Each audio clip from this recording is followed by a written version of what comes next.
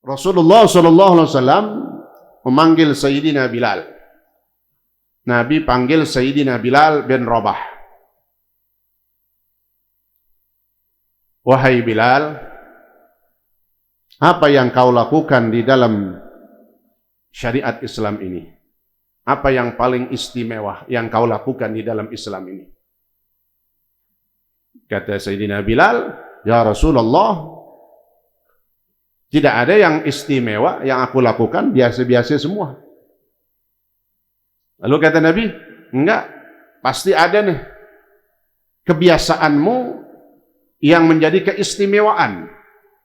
Kenapa? Karena aku telah mendengar suara terompah sendalmu, langkah-langkah sendalnya Sayyidina Bilal. Kata Nabi, aku dengar udah ada di dalam surga. Dan siapa yang membunuh kotal, membunuh dah. Nah, ketika terlalu berat, saraf-sarafnya bisa pecah. Adik-adik saya, sahabat-sahabat saya di remaja Al-Wiqah.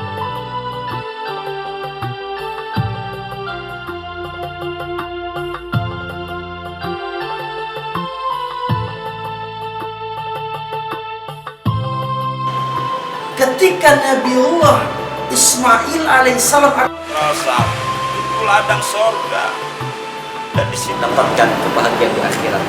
Syukur-syukur yang memberikan dampak pengaruh bukan hanya untuk ibadah sholat, tapi awal teriring salam, mudah-mudahan tetap tercurahkan.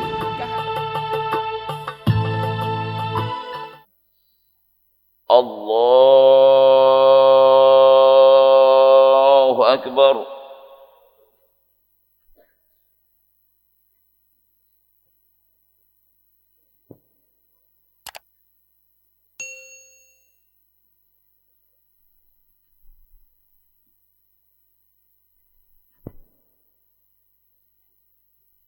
Bismillahirrahmanirrahim. Alhamdulillahi Rabbil Alamin. Ar-Rahmanir Rahim. Maliki Yawmiddin. Iyyaka na'budu wa iyyaka nasta'in. اهدنا الصراط المستقيم صراط الذين أنعمت عليهم غير المغضوب عليهم ولا الضالين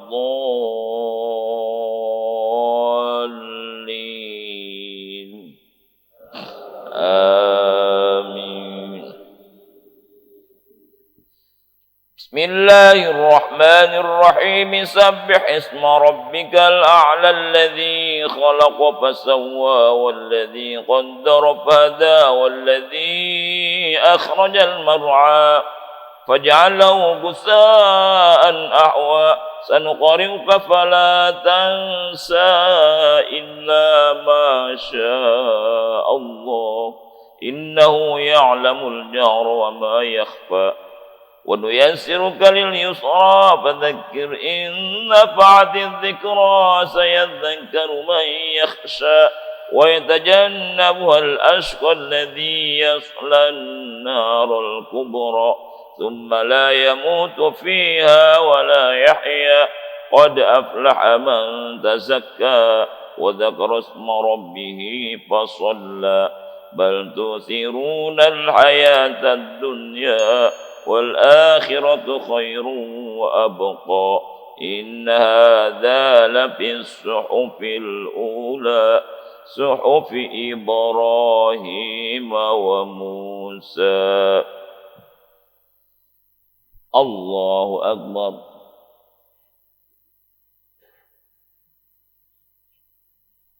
سمع الله لمن حمده. الله أكبر.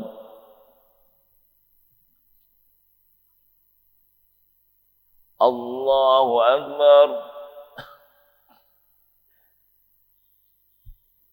الله أكبر.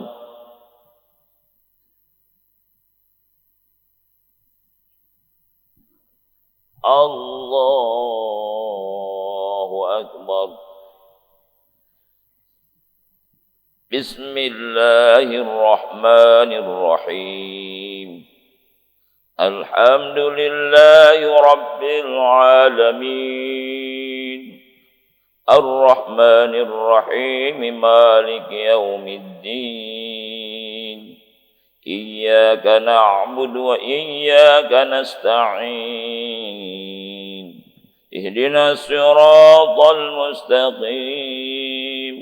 صراط الذين أنعمت عليهم غير المغضوب عليهم ولا الضالين.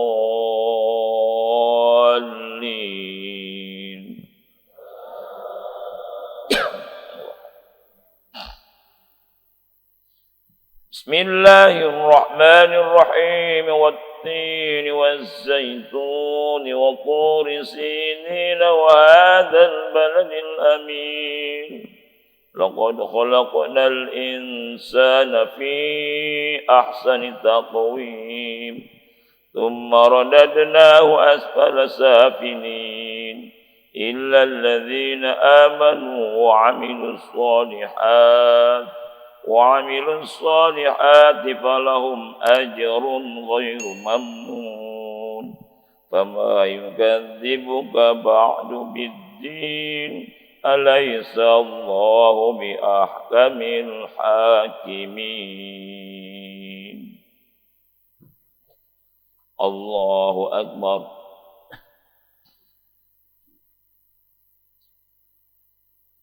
سمع الله لمن حمده. اللهم اهدنا فيمن هديت وعافنا فيمن عافيت وتولنا فيمن توليت وبارك لنا فيما أعطيت وقنا برحمتك شر ما قضيت.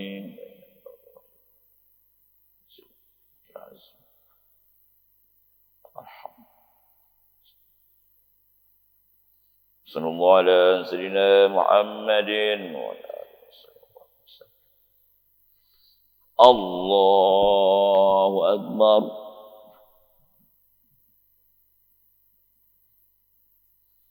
الله أكبر. الله أكبر.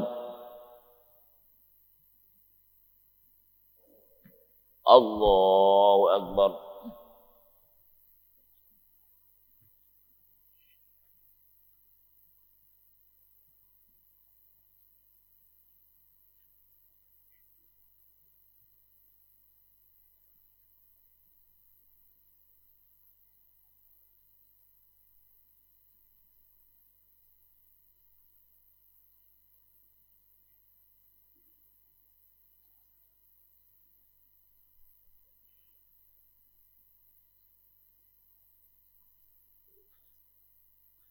السلام عليكم ورحمة الله. السلام عليكم ورحمة الله. استغفر الله العظيم. استغفر الله العظيم. استغفر الله العظيم الذي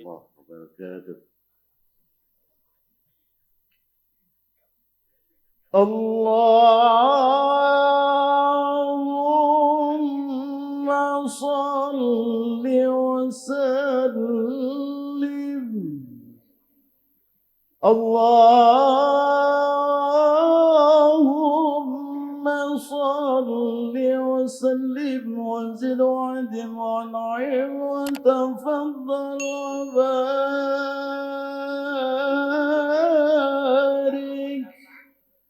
بجلالك وكمالك على زين بادك وأصرف عبادك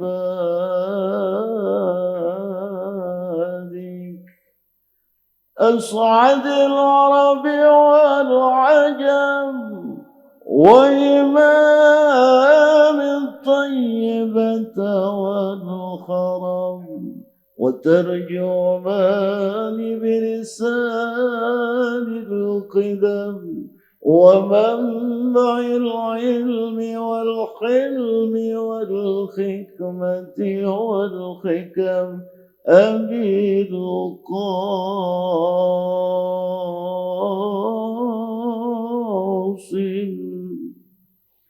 سيدنا وحبيبنا وشفيعنا ومولانا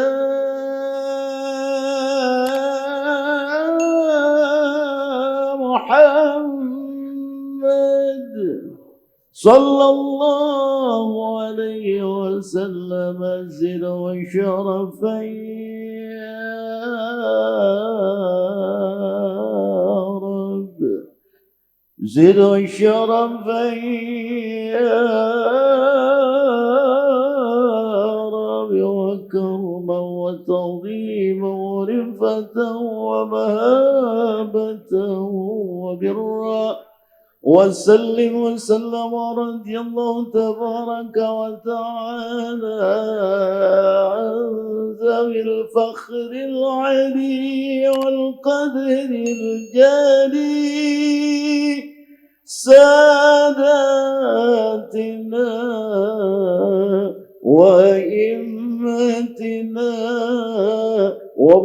ومعدينا أبي بكر وعمر وعثمان وعلي الحسن ثم الحسين وعن بقية صحابة وقرابة رسول الله صلى الله عليه وعليهم أجمعين والحمد لله رب العالمين. Alhamdulillah, syukurillah pada pagi hari ini atas izin Allah kembali kita melangkahkan kaki kita lalu kita duduk bersama di salah satu taman surganya Allah Subhanahu wa taala, yaitu majlis ilmu, dengan harapan dan keyakinan duduknya kita di majlis ilmu ini mendapatkan pahala yang terbesar di sisi Allah Subhanahu wa taala. Amin ya rabbal alamin. Mari kita lanjutkan pelajaran kita dalam kitab Hadis Al-Arba'in Nawawi. Bismillahirrahmanirrahim. Qala Syekh al-Muallif rahimahullahu taala bihi wa adama an-naf'a bihi wa bi 'ulumihi wa bi asrarihi fid darain. Amin.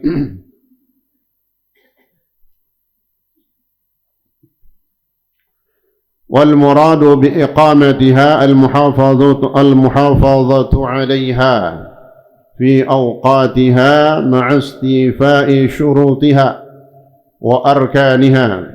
وقد ورد في الحديث من حافظ على الصلوات الخمس على وضوئها ومواقيتها وركوعها وسجودها ويعترف أنها حق لله سبحانه وتعالى كان جسده حراما على النار إلى آخره والله تعالى أعلم بالصواب. Hadirin hadirat sekalian, masih menjelaskan tentang fondasi Islam yang kedua, yaitu iqamis salah, mendirikan salat.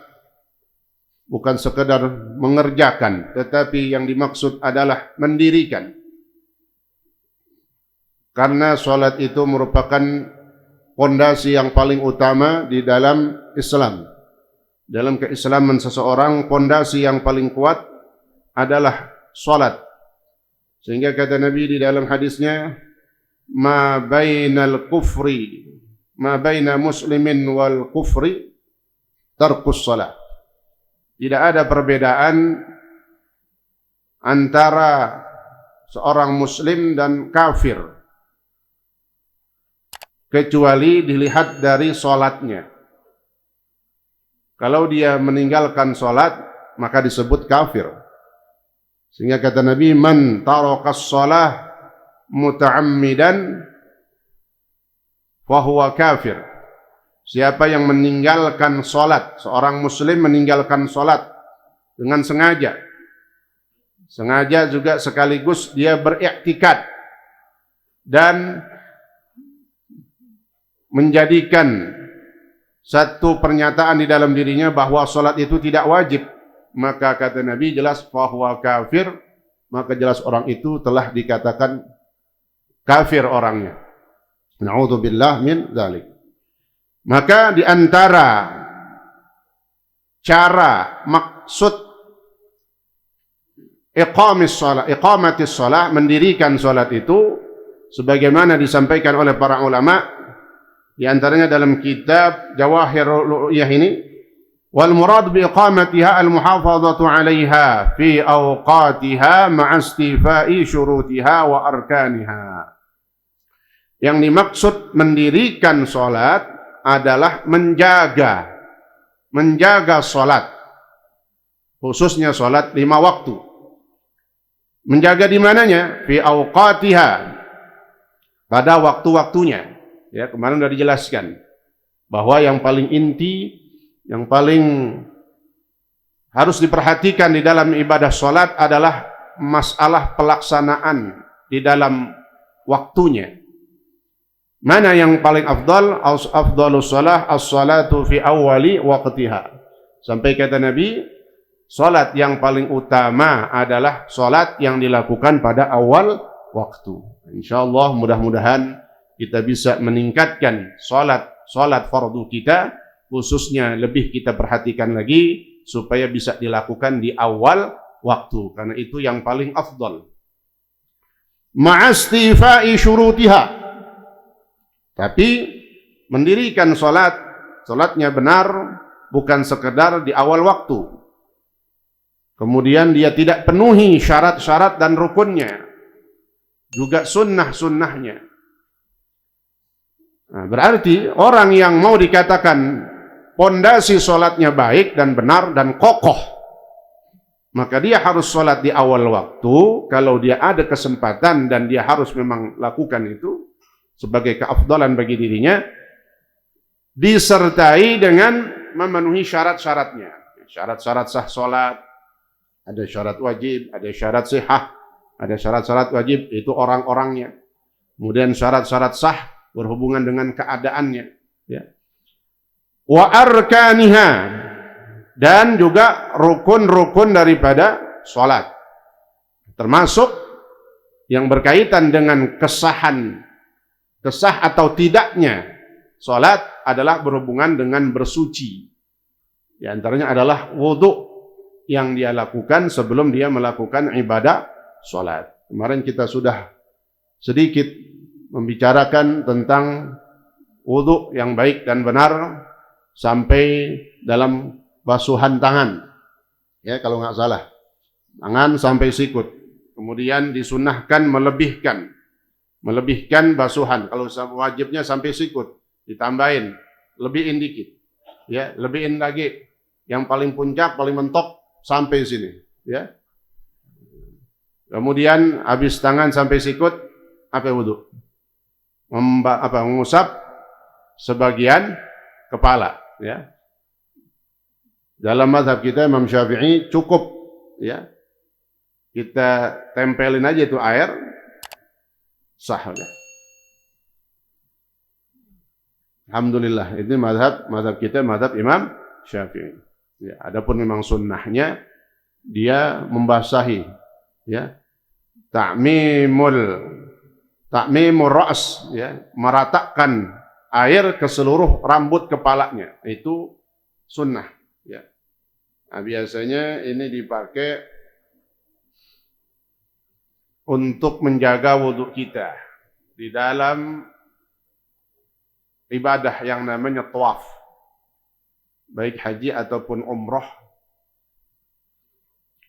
Apabila kita bersentuhan dengan lawan jenis perempuan yang bukan mahramnya, siapa orang yang paling dekat yang sering kita pegang tangannya kalau kita lagi pergi umroh bareng dia. Dan dia bukan mahram kita. Itulah istri kita. Kalau kita pegang tangannya, kita lagi tawaf, batal. Maka kata ulama, ihtiyat. Saat itu kita boleh mengikuti daripada madhab Hanafi ataupun madhab Maliki, ya, dua-duanya. Bahwa bersentuhan laki dan perempuan kulitnya tidak batal. Pakai yang itu. Tapi syaratnya jangan cuma pakai dari segi pembatalan aja. Wudunya pun juga kita mengikuti daripada madhab Maliki. Wudunya ngikutin Maliki, batalinnya ngikutin Maliki. Ya, ini untuk menghindar dari yang namanya talfiq. Talfiq itu nyomot semaunya. Tahu nyomot? Ngambil yang enak-enak doang. Nah, enak nih, kagak batal, lu pakai nih aja dah. Wudunya pakai wudu Syafi'i, kagak bisa. Maka kalau mau satu qadiyah disebutnya itu, ya. Satu amalan. Nah, kalau wudu berhubungan sama wudu, wudunya pakai semua. Dari cara wudunya sampai yang membatalkan wudunya. Kalau pakai cara mazhab Maliki, maka wudunya pakai cara Maliki. Nah, dalam mazhab Maliki diantaranya ada perbedaan. Kalau giliran basuh kepala, ngusap kepala, maka bukan ngusap. Kalau mazhab Maliki membasuh, ya, sehingga dibasahin semuanya. Rambut kita basah itu. Itu konsekuensinya. Kalau mau pakai cara daripada mazhab Imam Malik. Begitu juga ad-dalak, digosok. Gosoknya agak tekan dikit. Nah, itu perbedaan antara mazhab Syafi'i dengan mazhab Maliki. Nah, wa arkaniha. Nah, jadi kembali ke dalam wudu. Habis mengusap kepala, telinga, kuping, ya. Kemudian ini merupakan sunnah-sunnah di dalam wudu, kaki. Membasuh kedua kaki sampai kedua mata kaki. Maka sunnahnya juga ngelebihin, jangan ngepres banget, tahu ngepres. Ya. Bukan baju doang ngepres pakainya. Ya, wudu ngepres banget.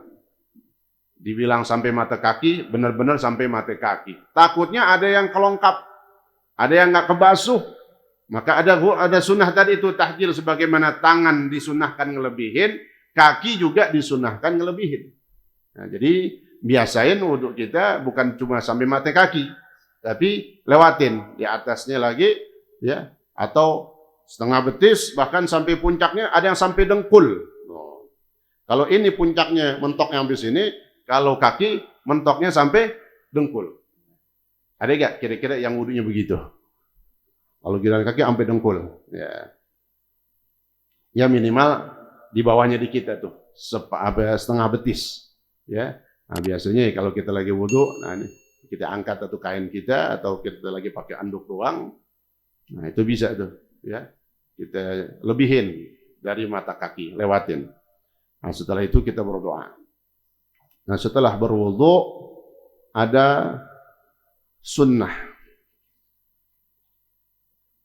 yang mungkin ini jarang secara khusus dikerjain. Setelah berdoa selesai, sunnah melakukan sholat sunnah 2 rakaat lil wudu.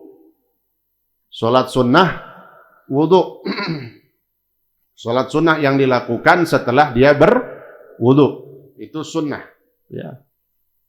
Dalam hadisnya Rasulullah SAW, man tawadda'a wa shalla rak'atain. Siapa yang berwudu kemudian dia sholat 2 rakaat. Yang dimaksud sholat 2 rakaat di sini adalah sholat sunnah wudu. Niatnya gimana? Usalli sunnatal wudu. Usalli sunnatal wudu rak'ataini lillahi ta'ala. Gampang kan tuh bisa? Usalli sunnatal wudu rak'ataini lillahi ta'ala. Siapa yang berwudu kemudian dia sholat 2 rakaat, lam yuhaddits fiha, yang dia nggak ngomong habis wudu, nggak pakai ngobrol lagi, Langsung dia salat 2 rakaat. Ghufira lahu ma taqaddama min dzambih. Maka Allah ampuni bagi dia dosa-dosanya yang lalu. Ini fadilah orang salat sunnah wudu. Menambahkan penghapusan dosa-dosa kita. Yang mana ketika wudu pun seluruh dosa kita rontok. Ya, kata Nabi dalam hadisnya, tidaklah seorang muslim dia mencuci kedua tangannya, itu dari sunnah.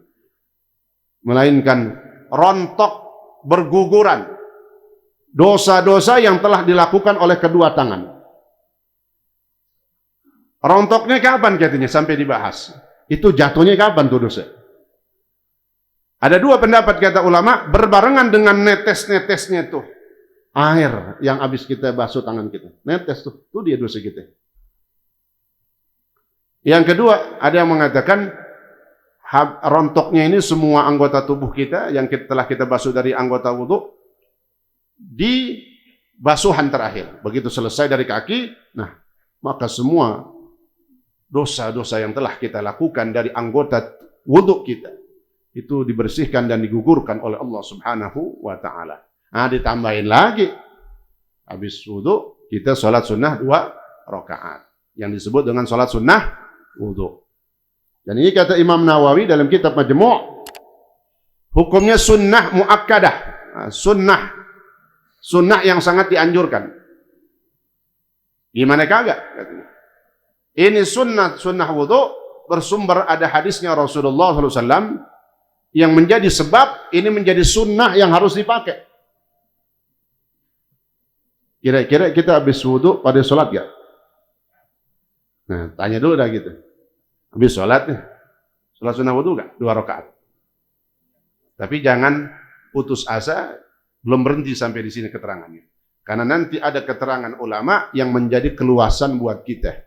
Selama ini kita wudu, nggak secara khusus kita ngerjain sholat 2 rakaat. Kita langsung kadang sholat qobliyah. Ya. Kita kadang langsung masuk ke dalam masjid, sholat tahiyatul masjid. Atau kita sholat-sholat yang lain. Ntar itu di belakang. Ya. Nah. Hadis yang menjadi dasar sunnah. Jangan ditinggal.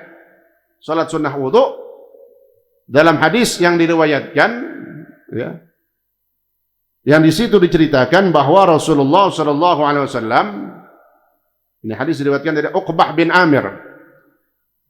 Uqbah bin Amir meriwayatkan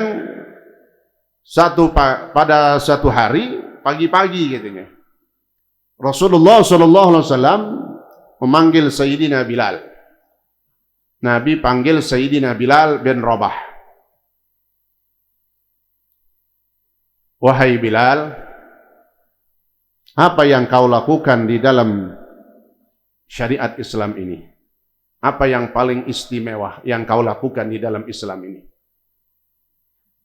Kata Sayyidina Bilal, ya Rasulullah, tidak ada yang istimewa yang aku lakukan, biasa-biasa semua.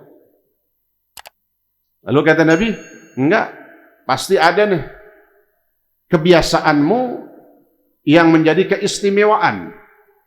Kenapa? Karena aku telah mendengar suara terompah sendalmu, langkah-langkah sendalnya Sayyidina Bilal. Kata Nabi, aku dengar udah ada di dalam surga. Kau masih hidup di sini di dunia, tapi langkahmu udah ada di surga. Kapan Nabi mendengar ini? Ada yang meriwayatkan ketika Nabi Al-Isra wal Mi'raj. Ya, tepatnya ketika Nabi Mi'raj, diperlihatkan surga. Nabi masuk ke dalam surga, kedengaran suara langkah-langkah kakinya siapa? Rasulullah tahu. Ini langkah kakinya Bilal nih. Nah, maka begitu setelah peristiwa itu, dalam satu kesempatan dipanggillah Sayyidina Bilal. Aku telah mendengar langkah-langkahmu di surga. Apa jawaban Sayyidina Bilal? Tidak ada yang istimewa ya Rasulullah. Semuanya biasa, sesuai dengan syariat. Kecuali, nah, ma haddathtu illa tawadda'tu wa shallaitu rak'atain. Tidaklah aku batal wuduku, tidaklah aku berhadas, kecuali saat itu aku langsung berwudu. Habis wudu, wa shallaitu rak'atain, dan aku langsung salat 2 rakaat. Yang dimaksud adalah salat sunnah wudu. Maka kata Nabi, inilah yang menjadi keistimewaanmu sampai engkau sudah menempati surga langkah-langkahmu. Subhanallah. Ya. Ini bukan sendalnya doang ini. Ya, jadi maksudnya sama orangnya. Jadi kalau mau naruh sendal di surga, nah al-jinajin indah salat sunnah wudu. Dalam hadis yang lain kata Rasulullah SAW, pantas ini peristiwa yang dipanggilnya Sayyidina Bilal sama Rasulullah dikuatkan oleh hadis Nabi yang lain.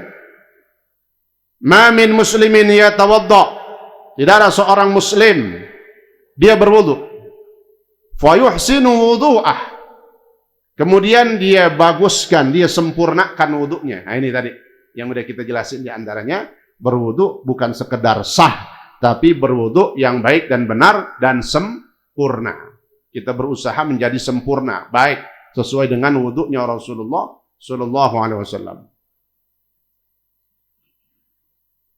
Tidaklah seorang muslim berwudu kemudian dia baguskan wudunya.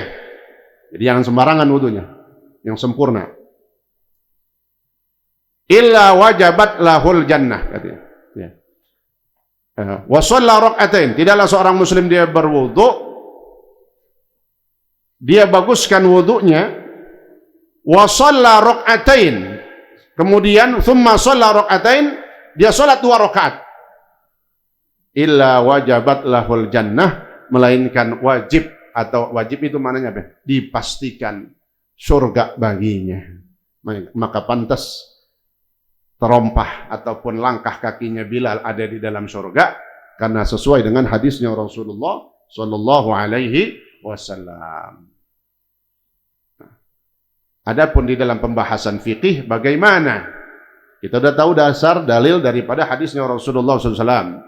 Sehingga kita pengen tuh mendapatkan ampunan dengan sebab sholat 2 rakaat lil wudu, juga kita pengen mendapatkan jaminan apa? Surga. Siapa yang ogah surga? Orang apa itu yang namanya ogah surga? Illa man aba, kata Nabi, kecuali orang yang membangkang. Kullu ummati yadkhulunal jannah, kata Nabi. Semua umatku bakal masuk surga, kecuali yang membangkang, yang susah dibilangin, yang nggak mau taat kepada Allah dan Rasulullah sallallahu alaihi wasallam. Surganya, mudah-mudahan kita mendapatkan fadilah Allah. Allah masukkan kita semua ke dalam surganya Allah Subhanahu wa taala. Amin ya rabbal alamin. Nah, maka yang pertama kata ulama fikih, yang paling bagus salat wudunya setelah dia wudu langsung dia salat 2 rakaat. Ada yang kedua, yafutani, hilang kesempatan untuk sholat sunnah wudu ini bil i'rad, dengan dia berpaling. Berpaling itu dia ngomong misalnya, habis wudu, enggak sholat wudu dah. Udah. Dengan dia berkata di dalam dirinya, ya, atau dia dalam hatinya terlintas, nggak pakai sholat wudu, gitu maksudnya. Itu namanya kan udah ogah. Berpaling itu maknanya ogah. Dia ngomong, nggak pakai sholat wudu dah. Nah, maka saat itu udah habis. Seandainya habis itu dia pengen baru ingat, ya pengen sholat wudu dah tadi, udah hilang. Kenapa? Dia udah berpaling di awal. Udah ngomong dalam hatinya, apalagi sampai dia ngomong dalam mulutnya. Nggak mau sholat wudu. Nah, udah habis. Kesempatannya udah hilang. Itu kata pendapat yang kedua. Yang ketiga, habis masa waktu kesunahan sholat sunnah wudu bijafafil a'dha, dengan keringnya anggota wudu kita. Habis wudu kan basah tuh. Selama masih ada basah-basah dalam anggota wudu kita, masih boleh sholat sunnah wudu. Tapi kalau udah pada kering, lagi musim panasnya, langsung berjemur. Ya cepat keringnya. Ya. Kalau udah kering maka sudah hilang kesempatan kesunahan sholat sunnah wudu. Yang terakhir, nah ini yang banyak dipakai oleh ulama dan ini yang menjadi keluasan buat kita. Kapan masih ada kesempatan sholat sunnah wudu, malam yahdath, selama dia belum berhadas. Tahu berhadas? Belum batal. Dari wudu yang dia wudu tadi itu, selama belum batal, udah sejam, 2 jam, diingat, udah sholat apaan aja itu? Sholat fardu udah, qobliyah udah, ba'diyah udah. Diingat, masih ada wudunya nih, yang tadi. Belum batal. Masih ada kesunahan untuk sholat sunnah wudu. Enak ya tuh? Nah, insya Allah kita dapat fadilah. Ghufira lahu ma taqaddama min dzambi. Dan yang kedua, fadilah wajabat lahul jannah. Dipastikan orang itu syurganya Allah subhanahu wa ta'ala. Mendapatkan syurganya Allah subhanahu wa ta'ala. Inilah fungsi perbedaan dari para ulama. Khususnya di kalangan madhab syafi'i. Semuanya ini kalangan madhab daripada murid atau pengikutnya Imam Syafi'i. Nah, yang paling enak yang belakang tadi itu kita pakai. Seandainya awal-awal kita lupa, udah selesai sholat, masih ada wudu, ingat hadis baru belajar kemarin. Ini fungsinya orang ngaji. Jadi ngaji jangan dengerin doang, duduk, pulang, nunggu pikirin tadi. Yang penting snacknya aja dah. Jangan. Mungkin kita belum pernah ngerjain sholat sunnah wudu, ingat belajar, kita amalin. Itu namanya al-ilmun nafi'. Kalau mau dibilang ilmu manfaat, tuh dengerin, dapat ilmu, amalin, kerjain. Apalagi komplit, hadisnya udah, gambarannya udah, fadilahnya udah. Ya, jadi perbedaan ulama tadi yang terakhir itu yang menjadi keluasan buat kita. Jadi kalau kita mau dapatkan fadilah daripada sholat sunnah wudu, masih dapat. Ya, selama kita belum batal dari wudu yang tadi itu. Tapi dibahas lagi rupanya. Bahwa sholat sunnah wudu seperti juga sholat sunnah tahiyatul masjid yandariju fi ghairiha. Dia bisa masuk nyelip otomatis. Tahu otomatis? Matic kalau kata mobil. Ya. Nggak kayak ngoper gigi lagi dah tuh, nggak pakai kopling lagi dah. Gas langsung aja dah. D gas tuh, matic namanya itu. Enak gak? Ya gitu kan. Ya. Nah ini sama. Sholat sunnah wudu seperti juga sholat sunnah tahiyatul masjid. Kenapa harus dijelaskan? Karena kita dapat fadilah hadis tadi. Diampuni dosa, dimasukkan ke dalam surga. Dia bisa masuk di dalam sholat-sholat yang lainnya. Baik sholat fardu ataupun sholat qobliyah. Masuk di dalamnya. Nih kita habis wudu. Ya, habis wudu. Mau masuk ke masjid. Sedangkan azan udah kumandang. Kan kita diri tungguin. Kalau dalam urutan sholat-sholat sunnah yang semestinya kita kerjain, ada sholat sunnah apa pertama? Habis wudu, sholat sunnah wudu. Masuk masjid, sholat sunnah apa? Tahiyatul 2. Azan subuh kelar. Qobliyah. Kan 3. Kira-kira kalau bisa sholat 3 sih nggak apa-apa. Tapi biasanya waktunya mepet, kan gitu. Maka dia masuk di dalam sholat qobliyah. Sholat sunnah wudu masuk di dalamnya. Sholat sunnah tahiyatul masjid masuk di dalamnya. Di dalam apa? Sholat sunnah qobliyah. Contohnya tadi, qobliyah apa? Subuh. Satu sholat dapat 3 pahala. Siapa yang bilang? Al-Imam Nawawi dalam kitab Majmu' Syarah Muhadzab. Ini kitab Majmu' paling tenar. Dan di sini paling luas penjabaran daripada berbagai macam perbedaan ulama fikih, khususnya di kalangan mazhab Syafi'i.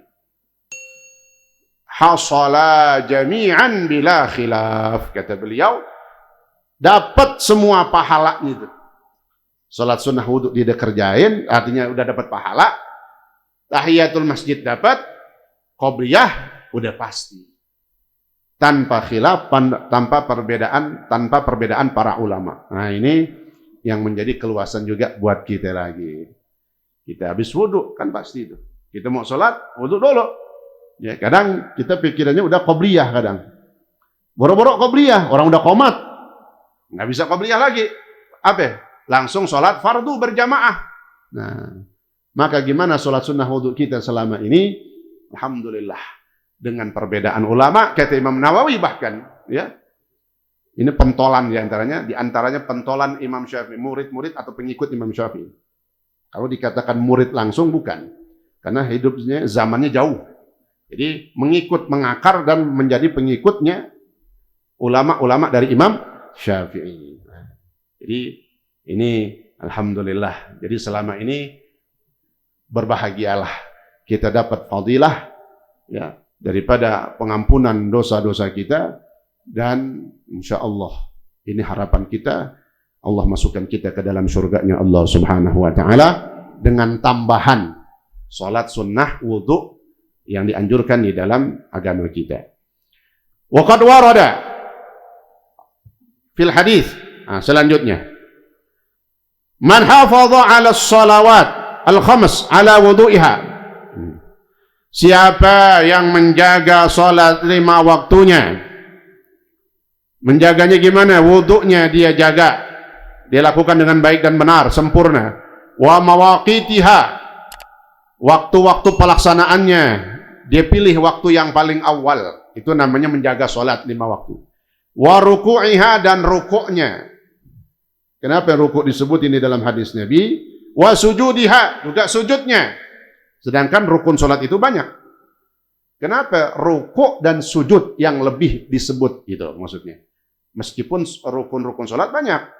Kenapa? Banyak orang tidak menyempurnakan rukuk dan sujudnya. Sholat kayak patok, kayak ayam lagi matok. Ayam matok. Tuk. Gitu kan. Ada gak ayam matok? Ada gak? Agak baik lagi. Itu keselak karet namanya begitu. Ya. Tapi kalau ayam matok gimana? Jangan. Rukuknya sempurnakan. Minimal tumakninah. Apa itu tumakninah? Kadar lamanya ukuran orang ngucapin subhanallah. Nah gitu doang tuh. Berapa detik tuh? Subhanallah. Ya. Itu minimalnya tumakninah. Tapi kita nggak kayak begitu kan? Kita baca sunnah karena di dalam sholat baca tasbihnya berapa? Iya, subhana rabbiyal azimi wa bihamdih, subhana rabbiyal azimi wa bihamdih, subhana rabbiyal azimi. Lebih itu bagusan lagi maknanya. Jadi tadi saya bilang, sholat juga jangan modal-modal ngepres doang. Tumakninah dibilang sekedar begitu, cepat. Nah, itu termasuk orang yang nggak paham, dikira sholatnya cepat. Padahal udah masuk tumakninah. Seperti sholat tarawih. Banyak orang tumakninah tuh. Ya kalau kita perhatiin, biqadri subhanallah udah dikatakan tumakninah, tapi kurang sempurna. Beda kan tuh ya? Udah dikatakan sah, tapi kurang sempurna. Kenapa? Disuruhnya baca tasbihnya berapa? 3 kali. Ya. Ya. Sujud begitu juga. Banyak orang sujudnya cepet-cepet. Maka kata Nabi di sini, siapa yang menjaga sholat? Menjaga sholat itu menjaga wudhunya, menjaga waktunya, menjaga rukuknya, ya, jangan lama-lama, jangan cepet-cepet, menjaga sujudnya, tapi juga harus dipahamin, juga jangan lama-lama. Apalagi sebagai imam, maka kata ulama fikih, dia harus baca cuma 3. Tasbihnya 3 aja. Sampai sujud terakhir. Sujud terakhir imam, tasbihnya tetap 3. Mereka agak sujud terakhir lama. Siapa yang ngajarin? Siapa yang nyuruh? Disuruh sujud lama kalau sholat sendiri. Kalau sholat sendiri, mau sholat sunnah atau dia sholat fardunya lagi sendirian. Sholat sendiri. Makmum juga begitu, nggak boleh semaunya. Wah, ini imam cepat banget, ini kan sujud terakhir. Siapa yang ngajarin sujud terakhir lama? Makmum. Imamnya kagak lama, makmumnya yang lama. Ada kayak begitu? Nggak usah ngeliat sampingnya. Dia kadang imamnya udah bener dah. Imam udah takut banget, udah perhatiin dengan ilmu fikihnya. Makmumnya pakai lama. Kenapa? Makmum yang paling bagus langsung mengikuti gerakan imam. Imam bangun ya dia bangun. Tuh, ya. Jadi menjaga sujud, rukuk dan sujudnya sesuai porsinya, keadaannya.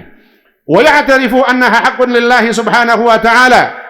Dan dia tahu itu, bahwasanya salat 5 waktu adalah kewajiban bagi kita yang harus kita berikan sebagai hak kita kepada Allah. Maka kana jasaduhu haraman 'alan nar.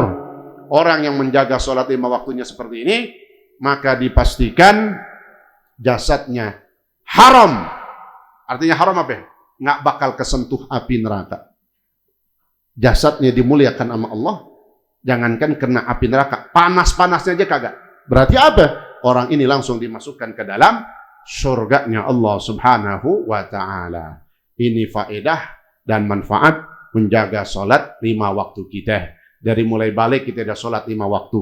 Tinggal permasalahannya adalah terus periksa, koreksi, dan tingkatkan cara penjagaan sholat kita. Wudunya perhatiin tadi itu kata Nabi, ya. Mawaqit waktunya perhatiin, rukuk dan sujud dan rukun-rukun yang lainnya. Mudah-mudahan semuanya diterima oleh Allah Subhanahu wa taala dari ibadah salat kita dan ibadah yang lainnya. Amin ya rabbal alamin. Wallahu taala a'lam bissawab.